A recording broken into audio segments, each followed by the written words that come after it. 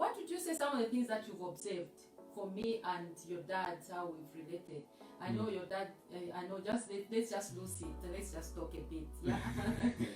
What are some of the things, maybe one thing that you've picked, the way we've related and how you have understood that that's the effective way of dealing with maybe a man or dealing with a woman? I think one thing that I've observed is you both understand the way that you communicate individually, and that's important. You understand? You communicate in very different ways. Yes. Yes. Dad is a bit more quiet, and he's a bit like me when I'm talking. It's quite trying to be slow, and but you can be. You get me? It's the truth. Yes, I know it's true. You can be a bit more intense. so I know, it's true. So I think, but Dad understands that. And it's important because when you're doing it, he's like, that's you, that's the way you are. Obviously, I love my football. So let me even use an analogy that I use in football. And when you're on the pitch, everyone has different playing style. You understand? So in order to effectively engage with a different player, you need to understand their playing style. So in order to effectively engage in communication with your spouse, you need to understand her communication style. That's right. So you've mentioned something very important and very profound there, where you say that you've got to understand the communication style. So you've got to understand that this one is loud, the other one is quiet. So when the other one is quiet, then you understand that's how they are communicating. The loud one, you also understand. Well done.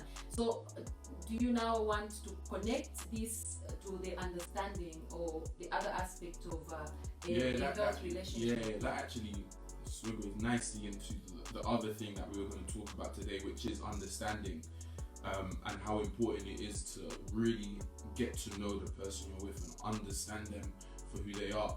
Because in life, and of course you guys talk about in the context of marriage, but in anything, every single person that you meet is an individual who's been built or created by their own experiences, their own family values. So it's one of those ones where in order to kind of effectively build a happy and loving and healthy relationship, you do need to take the time to understand the person, so that when there is cases where you might not see something in the same way as someone else, you'll also be able to have that sense within you where you say, you know what, this is partly because they grew up here, whereas I grew up here, and it's different things. And the challenge is always, what people sometimes forget in a relationship is you're trying to make two into one, especially in the case of a marriage, for example.